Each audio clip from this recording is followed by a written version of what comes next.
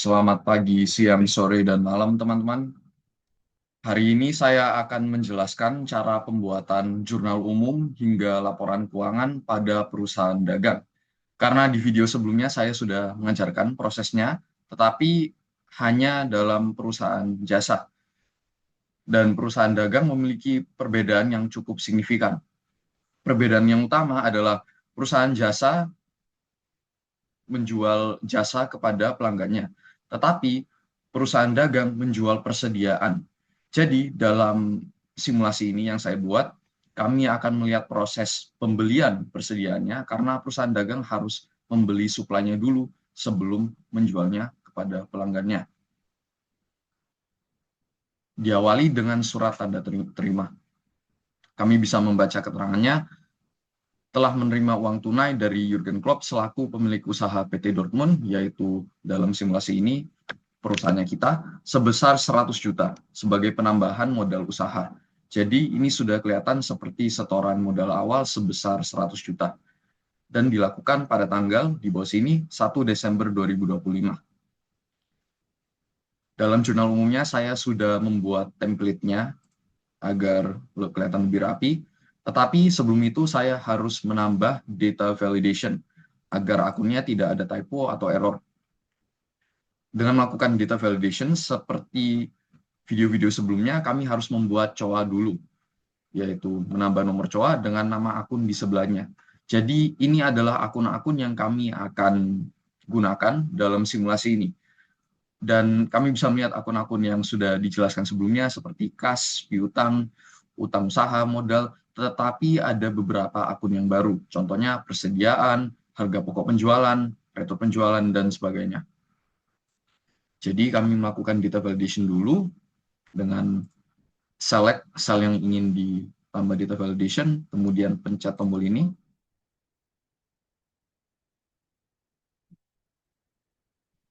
Nah, kami pencet list, kemudian edit source-nya.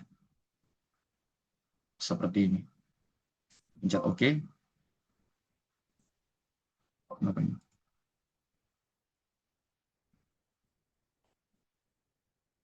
Sepertinya ada error, jadi kami akan mengulanginya sekali lagi. Pencet list, kemudian source-nya, coannya tidak perlu, jadi cukup ini saja. Nah, sekarang sudah selesai. Jadi jika kami ingin menulis untuk transaksi setoran modal awal, pertama kami menulis tanggalnya dulu, yaitu 1 Desember 2025, dengan akun kas di debit, karena jika aset bertambah, maka akan masuk kolom debit, dan modal, karena modal merupakan sumber atas penambahan kas tersebut, sebesar 100 juta. Dan agar lebih rapi, kami bisa melakukan ini seperti sebelumnya, pencet tombol accounting ini, desimbolnya bisa diset ke kosong, dan simbolnya bisa diset ke non, atau rupiah jika diinginkan. Kemudian keterangan seperti sebelumnya ini tidak wajib, tetapi kami ingin simulasinya lebih rapi, jadi kami bisa menambah keterangan. Setoran modal awal perusahaan. Bisa simpel saja, dan akun di sini yang akan digunakan untuk pembuatan pivot table di dalam buku besar dan neraca saldo. Dengan rumus yang simpel, yaitu if C6 itu kosong, maka menampilkan D6, jika salah, menampilkan C6. Jadi ini saya sudah jelaskan sebelumnya, tapi mungkin jika ada yang lupa, ini artinya jika C6 tidak ada isinya, maka yang ditampilkan adalah D6. Karena dalam posisi akun debit atau kredit, pasti hanya salah satunya. Di sini kalian bisa melihat bahwa di sini hanya ada debit dan di sini hanya ada kredit. Mereka tidak sebelahan. Jadi setiap baris akan memiliki hanya salah satu dari itu. Jadi jika dalam kolom debit tidak ada isinya, sudah pasti akunnya di dalam kolom kredit. Jadi yang ditampilkan adalah akun kredit. Tetapi jika ini tidak benar, yaitu artinya ada isinya di dalam kolom debit, maka yang ditampilkan adalah isinya kolom debit.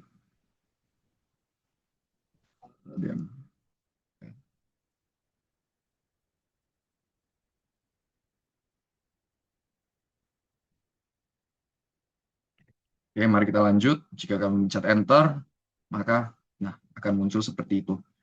Dan kami tidak perlu mengetiknya secara manual untuk semuanya, kami tinggal seret saja sampai poin bawah. Ini masih kosong karena kami belum mengisinya di bagian sini, tetapi mereka akan diinput secara manual, secara otomatis. Kemudian kami bisa lanjut ke transaksi berikutnya, yaitu invoice dari PT Bayern menjadi sebuah perusahaan luar kepada PT Dortmund. Karena ini adalah sebuah invoice, yaitu transaksi dalam bentuk kredit, dan kami yang menerimanya, ini kelihatannya seperti kami membeli dari PT Bayern dalam menggunakan kredit, jadi bukan kas. Jadi karena ini adalah perusahaan dagang, ini kami membeli persediaan, yaitu kertas HVS sebanyak 125 box, dengan total 25 juta. Jadi yang mengirimkan invoice-nya adalah penjualnya, dan yang menerimanya adalah pembelinya. Jadi kami harus mengingat itu. Tetapi sebelum kami menulisnya di jurnal umum, mari kita lihat sepenuhnya dulu, karena ada beberapa hal-hal yang baru yang tidak ada di dalam invoice perusahaan dagang sebelumnya. Pada tanggal 2 Desember dengan syarat pengiriman FOB destination.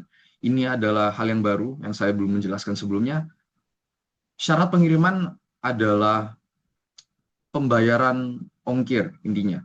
Tetapi perbedaannya adalah siapa yang membayarnya. FOB destination artinya biaya ongkirnya akan dibayar oleh penjualnya. Tetapi ada satu lagi, yaitu FOB shipping point, yaitu biaya ongkirnya akan dibayar oleh pembelinya.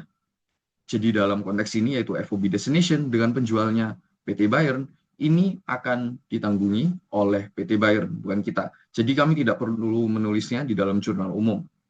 Tetapi jika dalam konteks ini kami adalah penjualnya dan syarat pengirimannya FOB destination, maka kami harus menulisnya di jurnal umum. Oke, dan di bawah sini kalian bisa melihat 1/15 dan N/30. Ini artinya apa? Ini adalah diskon. Di sebelah kiri adalah jumlah diskonnya dalam bentuk persentase, dan yang dalam kanan adalah durasi waktu selama diskonnya berlaku dalam bentuk hari. Jadi 1/15 artinya diskon 1% jika transaksi ini dilunaskan dalam 15 hari. Cukup simpel, tetapi apa itu N? N artinya tidak ada diskon. Jadi harganya seperti biasa, tetapi kenapa kok ada batas waktunya? Ini artinya jika dibayar atau dilunaskannya setelah 30 hari, maka biasanya akan dikenakan denda. Jadi sebaiknya kami melunaskan transaksi ini sebelum 30 hari, atau kalau bisa sebelum 15 hari, agar kami kena 1% diskon. Sekarang kami bisa menambahnya di jurnal umum pada tanggal 2 Desember. Dan karena ini invoice, kami membeli persediaan secara utang dengan jumlah 6 juta.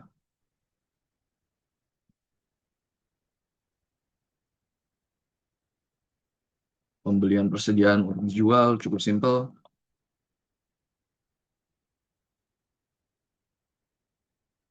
Oke, dan ini sudah sesuai. Mari kita lanjut ke transaksi berikutnya. Dari PT Bayern juga sebuah invoice, jadi transaksinya sepertinya sama seperti transaksi ini, tapi mungkin ada perbedaan. Jadi mari kita bacanya sebentar. Pada tanggal 5 Desember 2025 dengan syarat pengiriman FOB shipping point.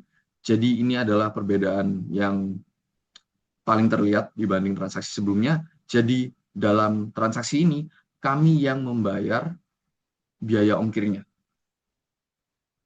Jadi ini adalah transaksi yang baru yang kami harus menulis di jurnal umum. Dan kalian bisa lihat di sebelah sini. Dari PT Kargo Besar, jasa pengiriman 2,5 ton untuk 200 box kertas HVS. Dengan total 2,5 juta. Jadi ini adalah biaya ongkir yang kami harus membayar. Dan ini kalian bisa lihat diskonnya berbeda dengan sebelumnya. Ini 1/15, jadi ini 2/15. Mungkin karena kami membeli lebih banyak, syarat diskonnya lebih besar, yaitu 2% jika dilunaskan dalam 15 hari.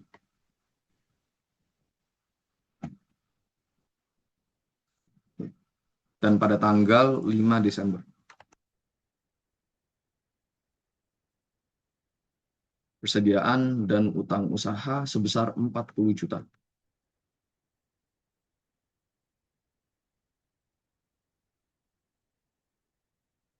Tetapi kami harus menulis transaksi pembayaran ongkirnya dari PT Kargo Besar, yaitu sebesar 2,5 juta.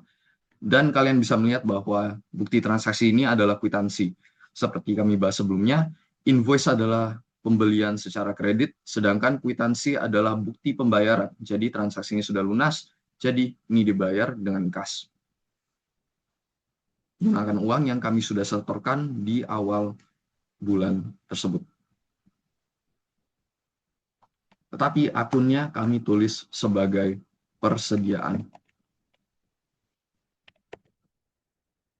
Mungkin kalian bertanya, kenapa ditulis sebagai persediaan meskipun persediaan kami tidak bertambah? Kenapa tidak memiliki akunnya sendiri seperti beban pengiriman mungkin?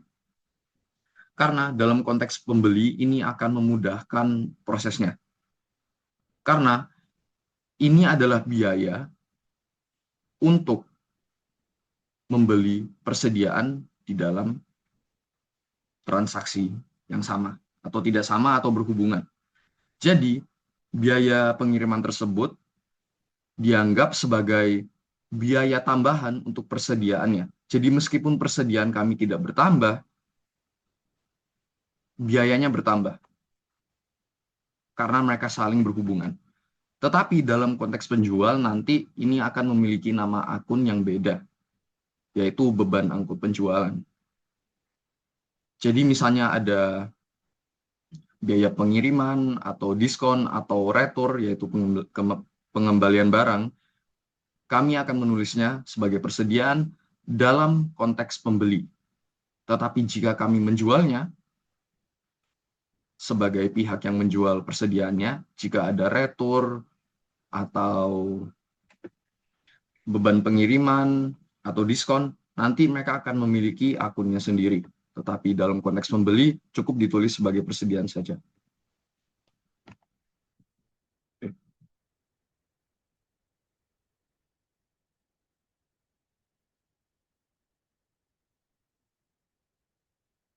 Jadi saya akan menulis keterangannya sebentar.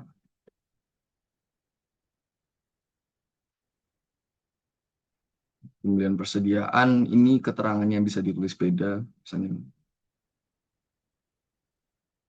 pembayaran beban pengiriman untuk persediaan.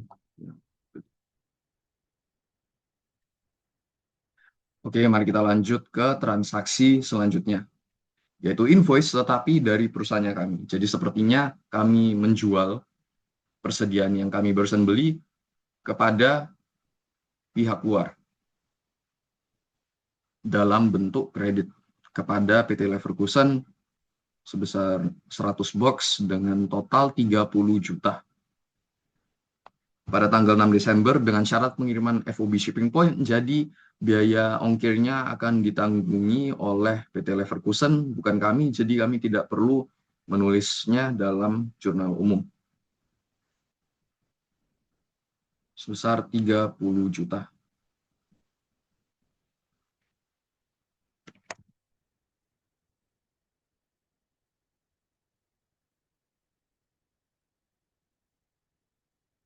Jadi piutangnya bertambah, di mana mereka utang kepada kami,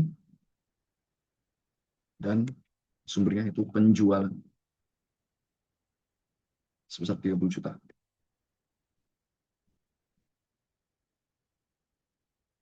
Secara kredit. Nah, tetapi dalam perusahaan dagang, jika kami menjual sesuatu, maka ada beban yang bertambah. Karena persediaan adalah sebuah aset. Tetapi, jika dijual, maka ada beban yang bertambah. Namanya harga pokok penjualan atau beban pokok penjualan. Jadi misalnya kami membeli sebuah bolpen sebanyak 10.000. Dengan harga 10.000. Kemudian kami menjualnya dengan harga 15.000. Kami tidak mendapat keuntungan 15.000, tetapi di antara selisih antara dua harga tersebut. Jadi, kami harus ingat biaya awalnya, biaya untuk membeli persediaan tersebut. Dan itu adalah harga pokok penjualan.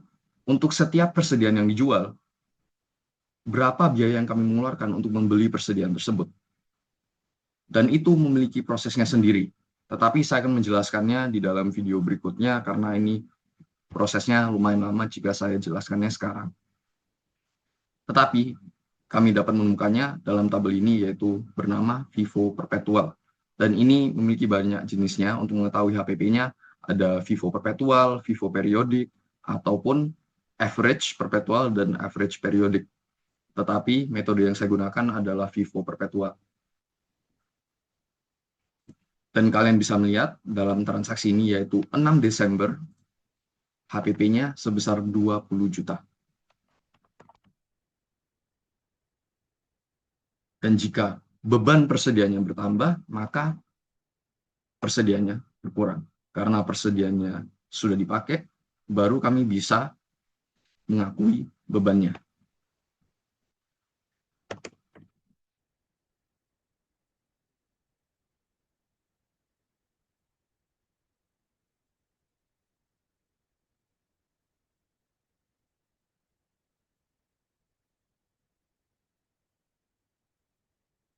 HPP atas persediaan dijual. Oke, mari kita lanjut ke transaksi berikutnya. Yaitu invoice dari kami seperti sebelumnya kepada PT Leverkusen.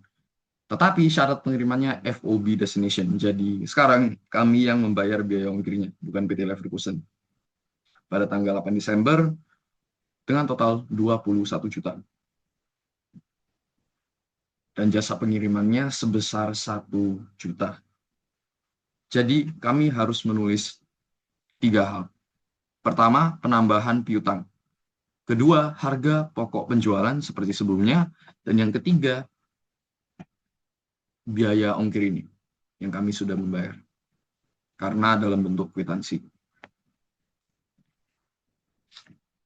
Pada tanggal 8 Desember 2025,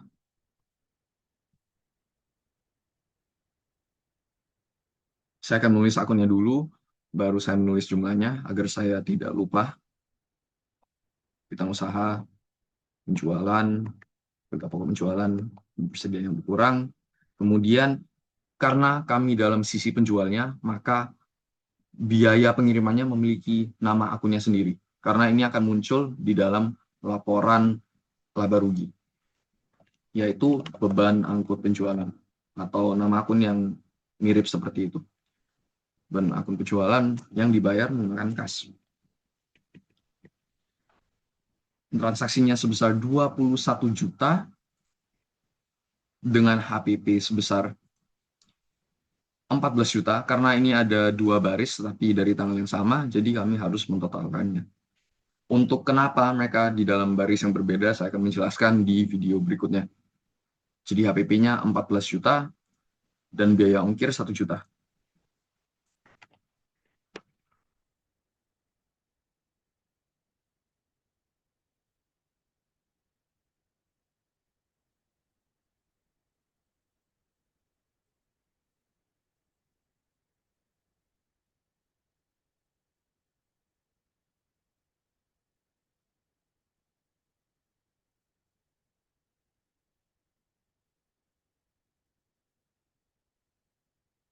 Dan untuk persediaan yang dijual.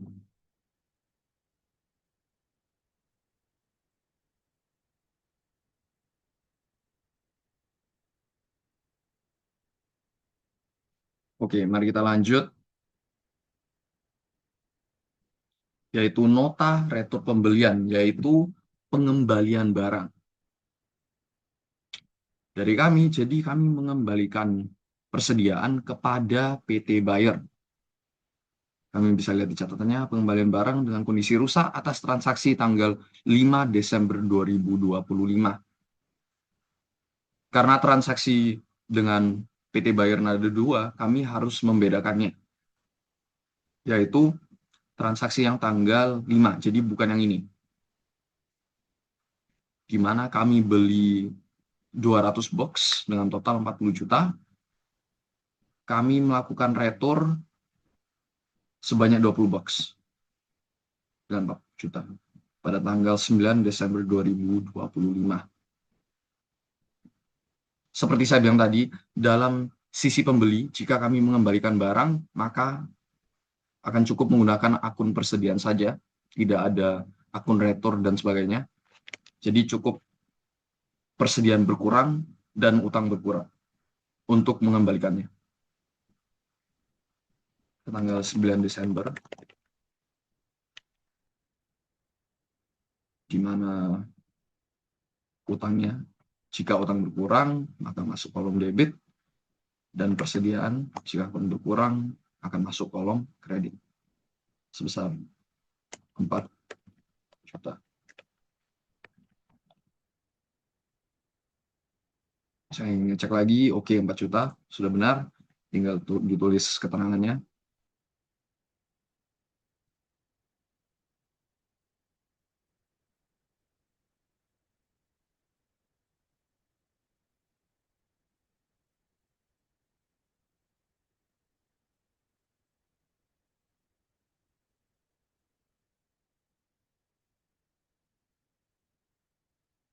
Oke, dan kami bisa lanjut ke transaksi berikutnya, yaitu retur pembelian dari PT Leverkusen. Jadi, salah satu pelanggannya kami ingin mengembalikan persediaan sebesar 3 juta pada tanggal 11 Desember.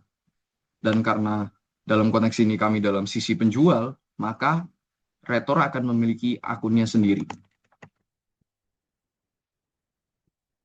yaitu retur penjualan. Jadi ini sudah cukup mirip dengan penjualan, cuma ditambah retur di depannya.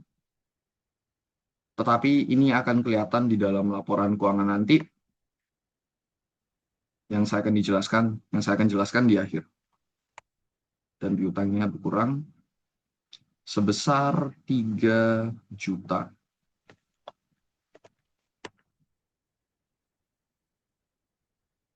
Retur penjualan atas transaksi. Oh ya, transaksi yang harus dilihat dulu. Oke, yang tanggal 8 Desember.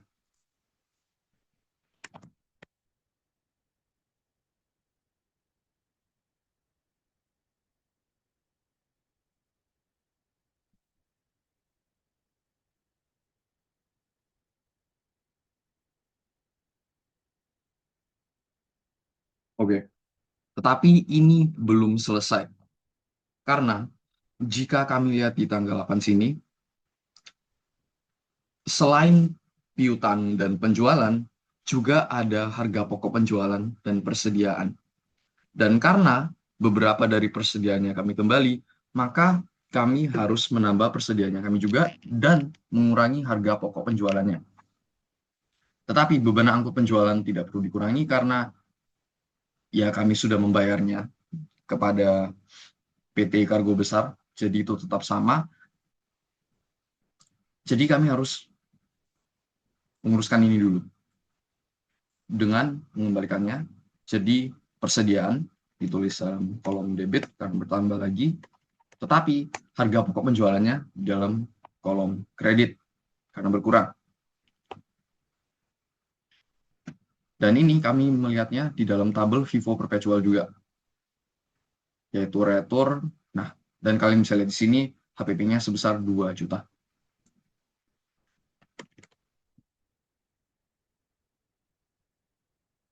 Jadi ini adalah HPP untuk persediaan yang dikembalikan.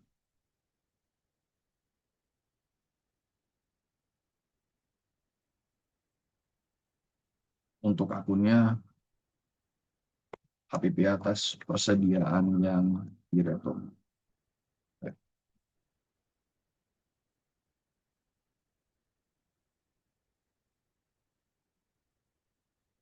Mari kita lanjut. Sepertinya sudah mau selesai, yaitu PT Dortmund kwitansi kepada PT Bayern. Jadi sepertinya kami ingin melunaskan utang kami terhadap PT Bayern. Nah, dan kami harus melihat tanggalnya juga. Karena jika kalian ingat, di dalam pembelian-pembelian sebelumnya, ataupun penjualannya kami terhadap PT Leverkusen, terdapat syarat diskon. Jadi kami harus melihat apakah kami mendapatkan diskon atau tidak. Atau mungkin kelewatan, jadi kami harus membayar denda. Tapi keterangan diskonnya sudah muncul di sini juga, dan ada keterangan transaksi spesifiknya, karena kami tidak tahu apakah kami melunaskan transaksi yang pertama atau yang kedua, jadi ada keterangan di sini, yaitu pelunasan transaksi pada tanggal 2 Desember. Jadi transaksi yang pertama dengan PT Bayern. Dan sepertinya sudah dibayar dengan full 25 juta pada tanggal 13 Desember. Dan karena 13 Desember adalah 11 hari setelah transaksi yang terjadi, maka kami mendapat diskon 1% tersebut. Jadi, kami tidak membayar 25 juta, tetapi 24 juta dan 750.000 pada tanggal 13 Desember.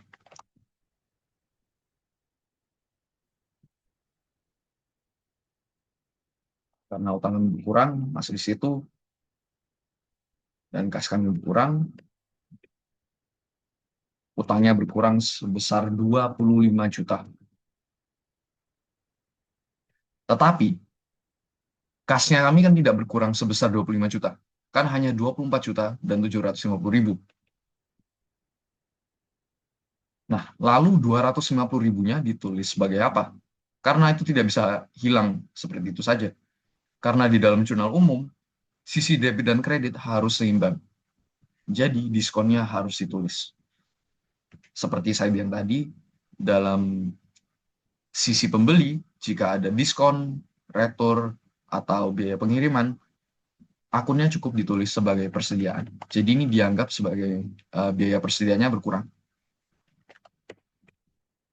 Bukan persediaannya sendiri yang berkurang, hanya biayanya saja. Pelunasan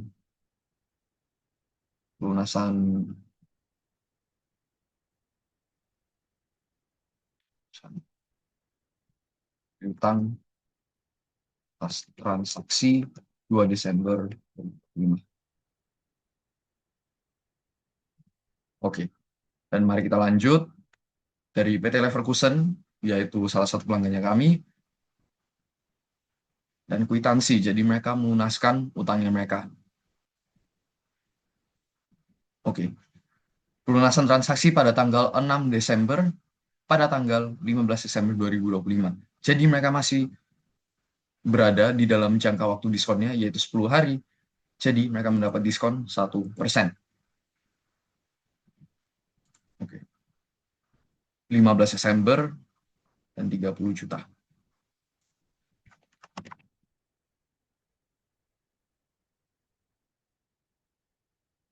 Oke, jadi yang bertambah sudah pasti kas.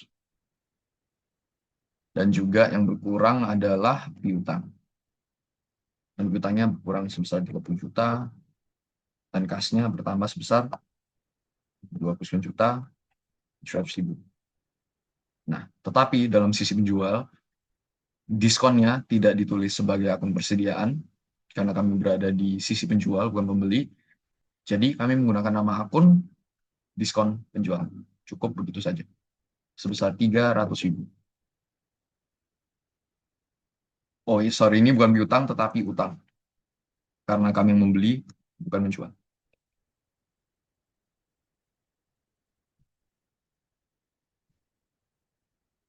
Utang atas transaksi, kalau tidak salah, 6 Desember 2025.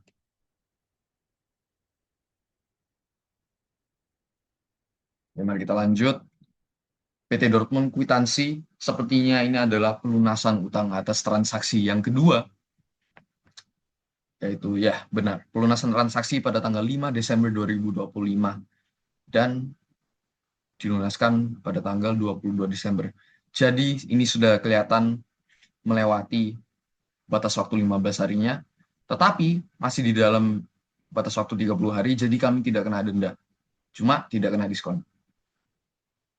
Jadi harganya cukup sama, tetapi mungkin kalian melihat, kenapa nominalnya 36 juta? Karena di transaksi ini jumlahnya 40 juta. Karena kalian tidak boleh lupa, terdapat retur sebesar 4 juta. Jadi persediaan sebesar 4 juta sudah dikembalikan kepada kami. Artinya PT Leverkusen hanya memiliki kewajiban untuk membayar persediaan yang mereka sedang pegang, yaitu sebesar 36 juta pada tanggal 22 Desember.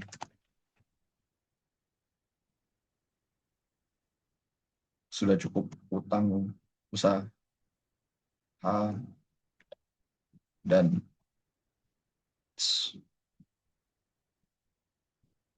kami melunasinya, jadi kami, oh sorry, kayaknya saya bilang mendapatkan, dalam konteks ini kami membayar.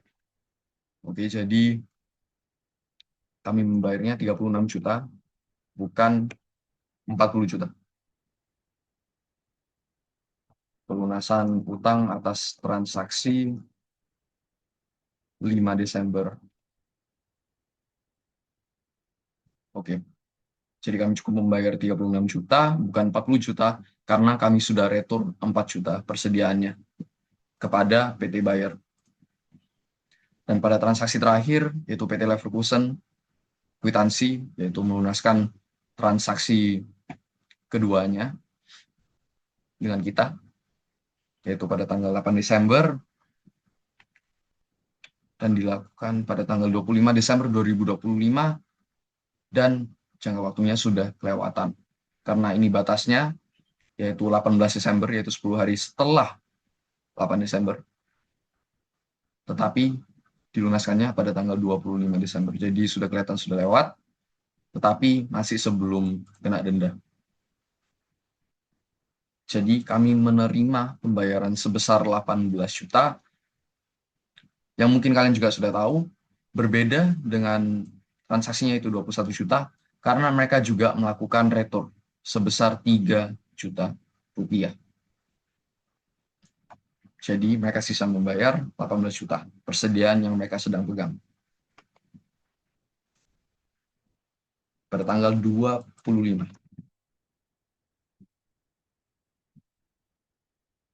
Kasnya akan bertambah dan piutangnya berkurang sebesar 18 juta. Pelunasan piutang atas transaksi 8 Desember 2020. Oke, dan seperti itu jurnalnya kami sudah selesai. Maka kami bisa lanjut ke buku besar. Tetapi sebelum itu kami harus membuat pivot table dulu. Di mana kami mencari insert, pencet pivot table, kemudian atur range-nya dulu di dalam jurnal umum, seperti itu. Dan mencet OK. Dan dalam buku besar kami ingin melihat tanggal, tetapi bukan akun debit dan kredit, cukup akunnya saja di dalam kolom di paling kanan tadi. Kemudian jumlah debit, jumlah kredit, dan keterangan. Oke. Dan akun kami ingin menaruhnya di filters agar kami bisa merubah akun yang ditampilkan. Dengan ini sudah cukup benar, tetapi kami ingin merapikannya dulu, di mana totalnya tidak perlu ditampilkan, karena gunanya apa ditampilkan 2 kali, agar lebih rapi saja, dan report layoutnya bisa di-set ke tabular. Nah, jadi ini sudah kelihatan jauh lebih rapi. Dan untuk nominalnya, agar lebih enak dilihat, bisa dilakukan ini juga, seperti sebelumnya. Nah,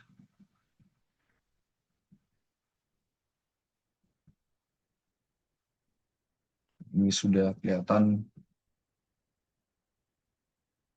jauh lebih benar. Mari kita tes dulu dengan satu akun. Oke.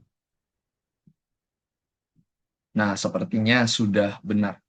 Tetapi kami ingin menambah saldo debit dan kreditnya. Jadi, kami pencet ini di pivot table analyze, kemudian fields, items, and sets, pencet calculate fields, kemudian kalian tambah lagi, yaitu saldo debit dulu, berurutannya. Jadi debit baru kredit. Dengan formula, if debit lebih besar daripada kredit, maka debit minus kredit. Ini saya juga sudah jelaskan di dalam video sebelumnya, tetapi intinya adalah jika debit lebih besar daripada kredit, maka saldonya berada di kolom debit. Karena saldo hanya berada di dalam hanya salah satu kolom tersebut, antara debit atau kredit. Tidak mungkin dua-duanya. Karena jika satu positif, satunya pasti akan negatif. Jadi jika debit lebih besar daripada kredit, sudah kelihatan bahwa saldonya pada akun itu berada di kolom debit. Jadi kami hanya menampilkan selisihnya. Tetapi jika ini salah, yaitu artinya kredit lebih besar daripada debit, maka hasilnya sudah pasti negatif. Dan jika negatif, kami hanya menampilkan kosong karena nanti saldonya akan kelihatan di kolom saldo kredit. Jadi kami tinggal pencet OK. Nah, dan sudah kelihatan karena di sini kalian bisa lihat debitnya lebih besar daripada kredit. Pada akun ini, saldonya akan muncul di kolom saldo debit, bukan saldo kredit. Jadi jika kami menambah kolom saldo kredit menggunakan rumus yang sama, hanya debit dan kreditnya dibalik. Jadi kredit bisa debit, debit kosong, hasilnya akan muncul sebagai kosong. Tetapi pada akun-akun yang lain di mana saldonya akan muncul di kolom kredit, misalnya utang usaha, gitu, nanti ini akan berguna. Jadi kami tinggal kopas saja.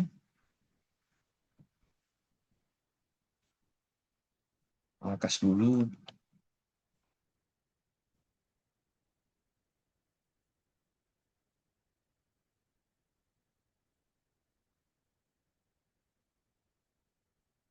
Mungkin biar lebih rapi, kami bisa menulis aset dulu. Kemudian akun kas. Jadi dipisah sesuai kategori masing-masing. Oke. Dan jika kalian lihat, ini berurutan juga sesuai dengan COA. Jadi kas, piutang, persediaan merupakan aset dalam simulasi ini. Kemudian utang, yaitu liabilitas, modal, yaitu ekuitas, dan penjualan dan seterusnya akan dihitung di dalam proses laba rugi atau laba ditahan.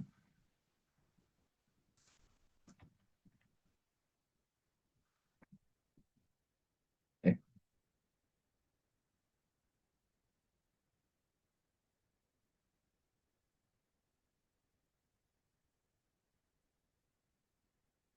Kemudian persediaan,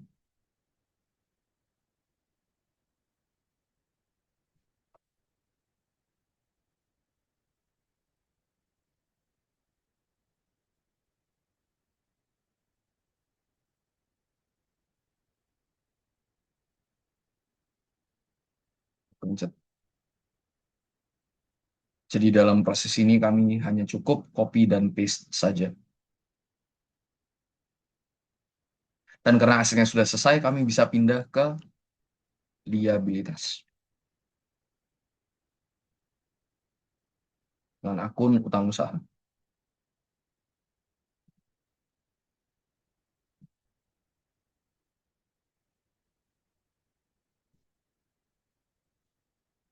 Jika muncul seperti itu, kalian cukup pencet ini kemudian double klik agar kepanjangan salesnya disesuaikan. Sekarang modal, yaitu ekuitas. Karena ini cukup sepi, tidak ada isinya, mungkin kalian bisa menulisnya di sini saja.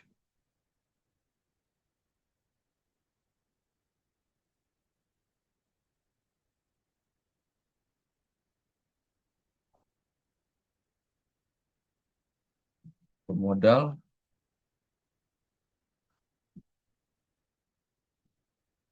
copy dan paste. Kemudian laba ditahan yang ada banyak sekali isinya.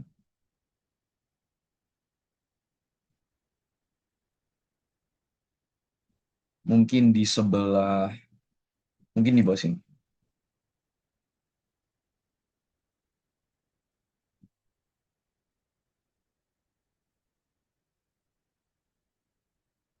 Dengan akun penjualan.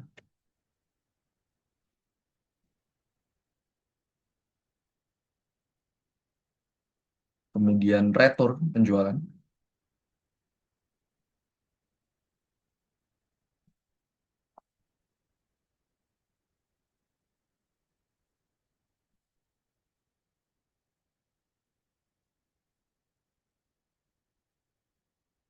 Dan diskon penjualan.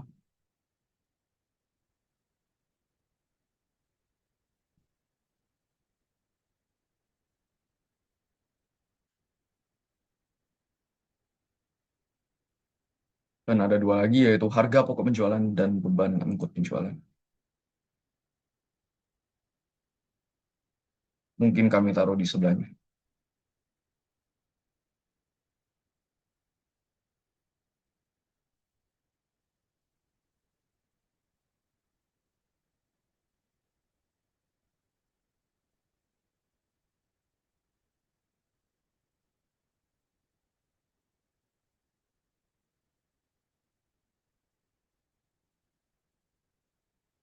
Oke, dan sudah selesai. Ini adalah buku besarnya. Sudah lengkap, ada aset, ada liabilitas, ada ekuitas, dan laba ditahan. Dan sekarang kami bisa membuat neraca saldonya. Dalam sini kalian bisa lihat tabel laporan-laporannya yang saya akan membuat, yaitu laporan laba rugi, laba ditahan, dan posisi keuangan. Kalian juga bisa membuat arus kas, tetapi itu tidak wajib. Ini adalah yang utama intinya. Tetapi sebelum membuat laporannya, kami harus membuat neraca saldonya dulu. Kalian cukup copy pivot table-nya.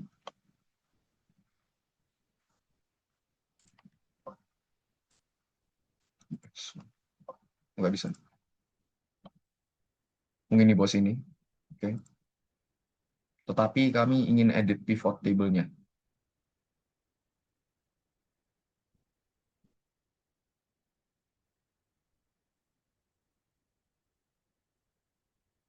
Nah, di sini. Tetapi kami perlu tiga hal saja, yaitu akun, saldo debit, dan saldo kredit. Yang lainnya bisa dimatikan saja centangnya.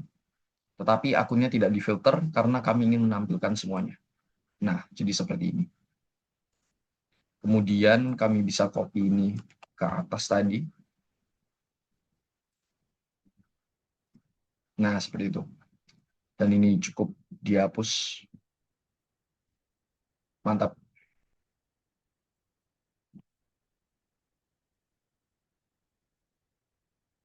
Agar lebih rapi, kami bisa menggunakan template ini, yaitu nama perusahaan, baca saldo per 31 Desember 2020. Beda dengan ini karena laporan laba rugi dan laporan laba ditahan akan riset setiap periode. Jadi isinya akan selalu berbeda. Tidak seperti laporan seperti posisi keuangan karena meskipun periode baru akan mulai, hal-hal seperti aset dan liabilitas akan pasti tetap sama.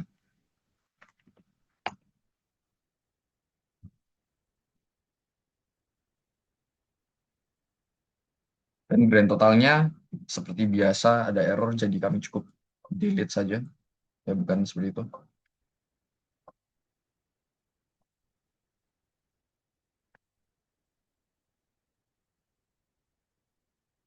Nih,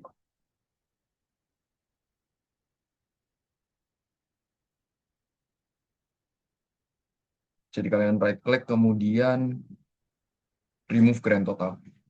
Tetapi kalian menulisnya secara manual. Kemudian pencet sum, diseret dari paling atas hingga paling bawah,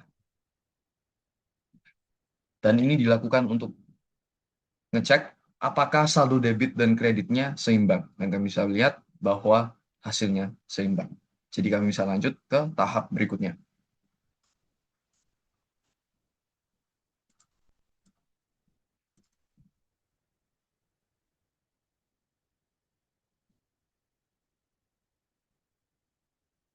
Oke, karena neraca saldonya sudah selesai, kami bisa membuat laporan laba rugi. Pertama, kami ingin menulis pendapatannya.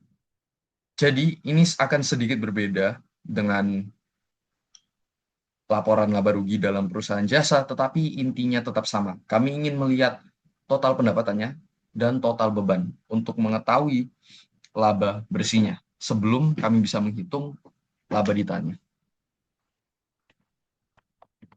Pertama, terdapat pendapatan penjualan.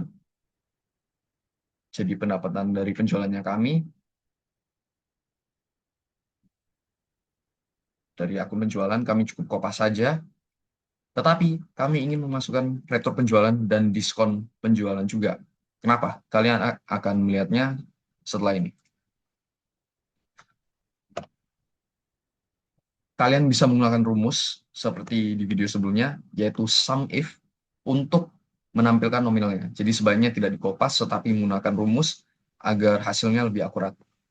Yaitu SUMIF, kalian ingin melihat range-nya dulu untuk akunnya, koma, dan akun yang ingin dicari, koma, dan nominalnya. Tetapi nominalnya hanya bisa satu kolom. Jadi kalian mengulangi prosesnya untuk kolom saldo kredit. Jadi SUMIF, list akunnya, akun yang ingin dicari, dan saldo kredit. Tetapi karena kami ingin menggunakan rumus yang sama untuk akun-akun yang lain, kami perlu menambah string. Karena jika kami kopas ke bawah, nanti yang dipilih di sini akan ikut turun juga. Tetapi tabelnya akan tetap sama di situ. Jadi kami ingin menambah string agar yang pindah ke bawah hanya yang ini. Jadi jika kami kopas ke bawah, yang dicari akan berbeda, yaitu retur penjualan, diskon penjualan, dan seterusnya. Jadi range-nya sebaiknya dikasih string.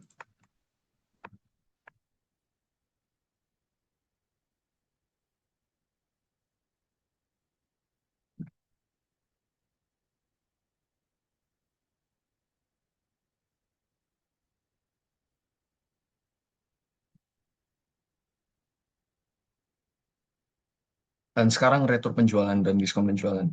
Jika kami kopinya ke sini, akan muncul error. Kenapa? Karena ini dalam kolom yang berbeda. Jadi, rumusnya harus diedit sedikit. Jika kalian melihat, yang dicari adalah di dalam sel ini. Sedangkan yang dicari harusnya di sini. Jadi, kami tinggal edit sedikit dari E jadi F. Jadi F. Nah, dan cukup selesai. Tapi, masih ada.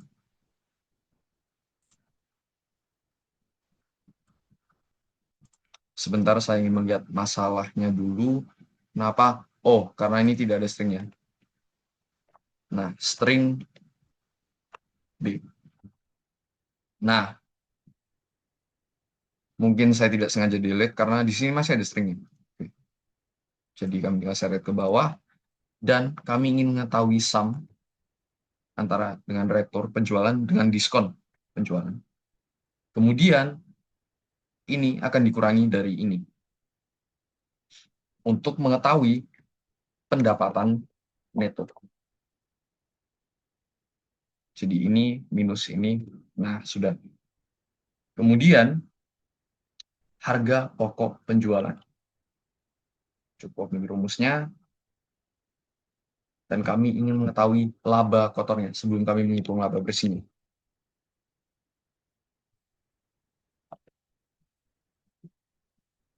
Laba kotor yaitu pendapatan neto dikurangi harga pokok penjualan. Ini sebaiknya di sini saja.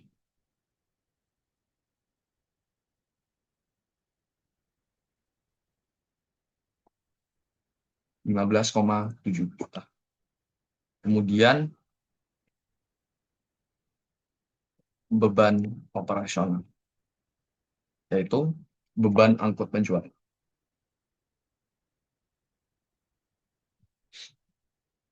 Kami cukup tulis seperti ini saja, dan total beban operasional.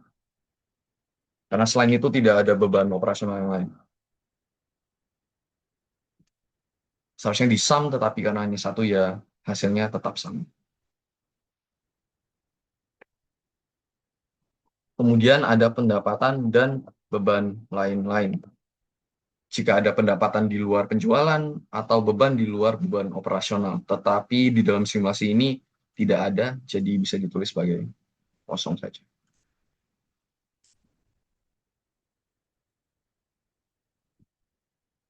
Kemudian kami bisa mengetahui laba bersih,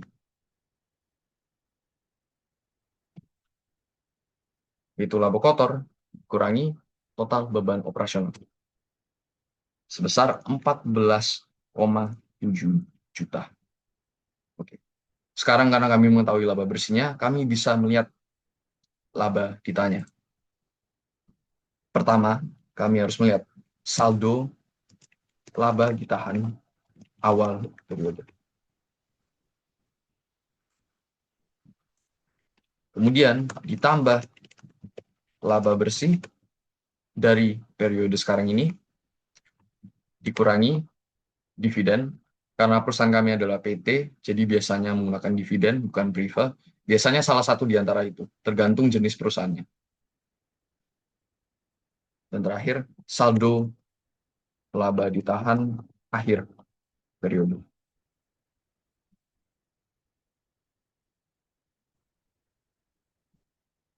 Oke, untuk awal periode kan tidak ada, karena dalam simulasi ini adalah perusahaan yang baru, jadi cukup ditulis 0, dan laba bersihnya ada di sini.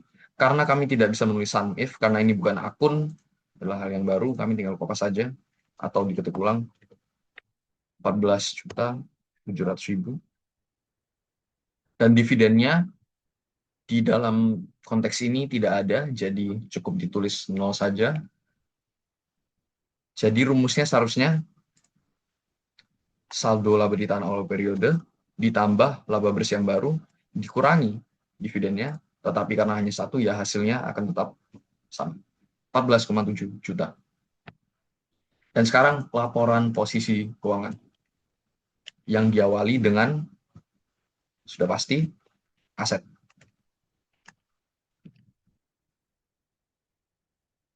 Dan karena ini berurutan, kalian cukup kopas saja dari kas hingga persediaan. Kemudian total aset. Setelah itu sudah pasti ada liabilitas. Liabilitasnya cukup utang usaha saja. Total liabilitas, ekuitas. Dan ekuitasnya ada dua. Jangan lupa selain modal juga ada laba ditahan. Jadi yang dihitung di sini akan masuk di posisi keuangan.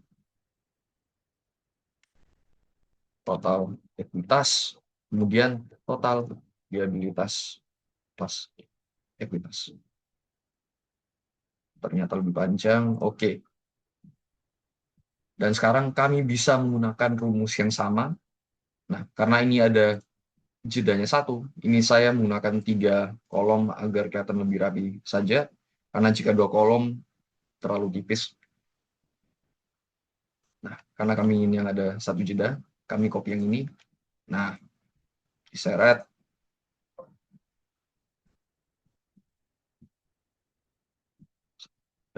Dan laba ditahan dari sini, jadi ya mungkin kalian ingin menulis seperti ini, laba ditahan akhir periode.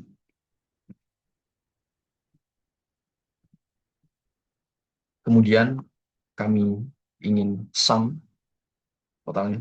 Ini tetap kosong, jadi kami tulis kosong atau seperti ini jika ingin menggunakan rumus yang sama untuk semuanya.